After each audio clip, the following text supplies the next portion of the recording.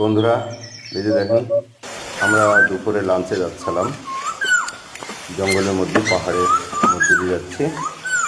এখানে একদল বান্দর কি হোক গাছের মধ্যে একবারে লাফালাফি করছে। দেখেন এই যে বন্ধুরা, এই যে একজন আর একজনের হামলা করছে। তো খুব ভালো লাগলো ভাই ভিডিওটা, এই জন্য করলাম।